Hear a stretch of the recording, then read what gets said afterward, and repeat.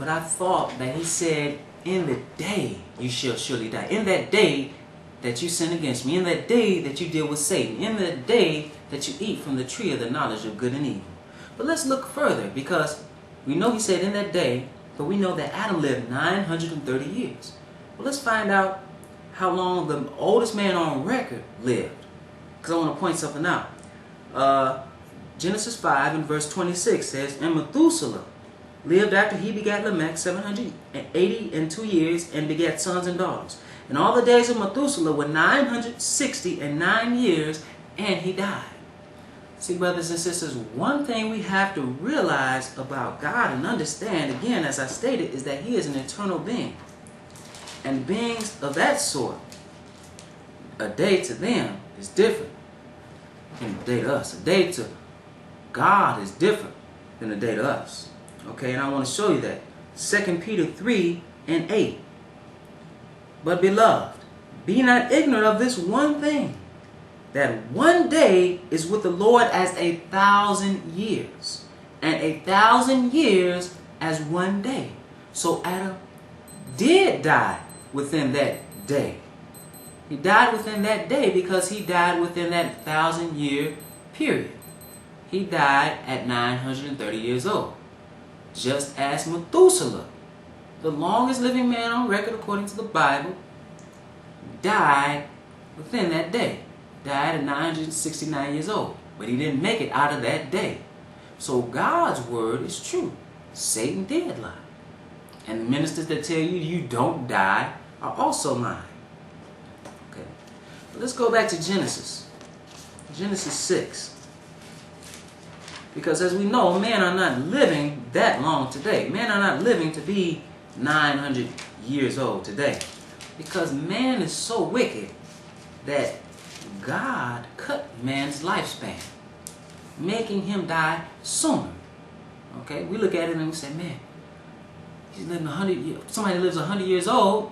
Wow. We look at it like, wow, they lived 100 years. They had a long life. That's nothing. That's really nothing.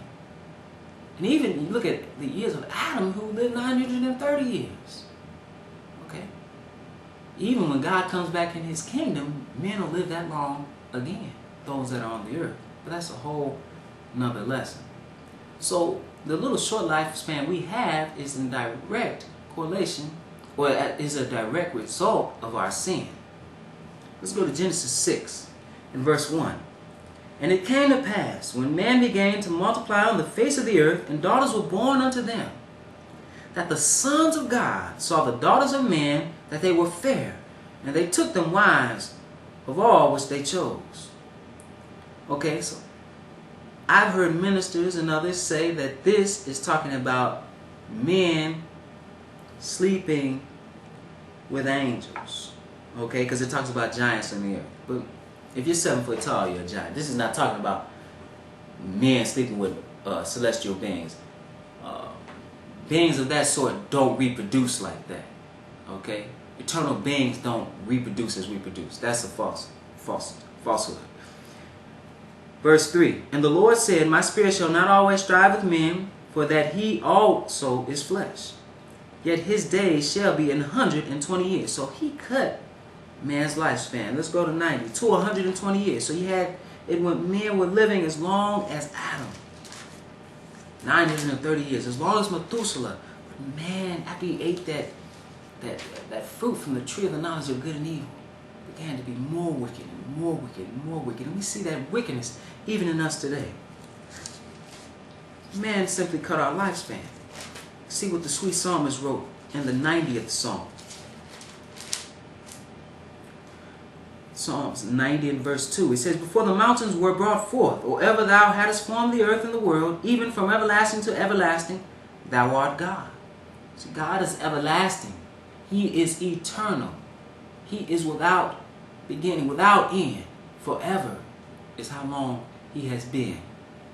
But see about this man. Let's see about us. Thou, talking about God, thou turnest man to destruction and sayest, return, ye children of men. It says, for 1,000 years in thy sight are but as yesterday when it is past, and as a watch in the night. Same thing as what Peter wrote. The day of the Lord is 1,000 years, and 1,000 years is as one day. Let's skip down to verse 7. For we, talking about man, are consumed by thine anger, and by thy wrath are we troubled. Okay? So we are moving and shaking and tossed to and fro because of what we do and because of our disobedience. And in wrath, God deals with man. Verse 8, Thou hast set our iniquities before thee, our secret sins in the light of thy countenance. For all our days are passed away in thy wrath. We spend our years as a tale that is told. Life is short. Ask older people and they'll tell you life is truly short. Verse 10, The days of our years are 80 years and 10.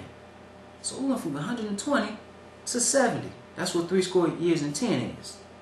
Okay? And if by reason of strength they be 80 years or 80 years, yet is their strength labor and sorrow, for it is soon cut off, and we fly away. Brothers and sisters, again, our life is short. Let's see something that the wisest man to ever live said. One of the wisest men to ever live, Solomon. He likened our state to that of beasts. Let's see why he said that. Ecclesiastes 3 and verse 18. He said, I said in mine heart concerning the estate of the sons of men, that God might manifest them, and that they might see that they themselves are beasts. We are like dogs. We are like beasts of the field. Why is that? He goes on, he says, For that which befalleth the sons of men befalleth beasts. Even one thing befalleth them, as the one dieth, so dieth the other.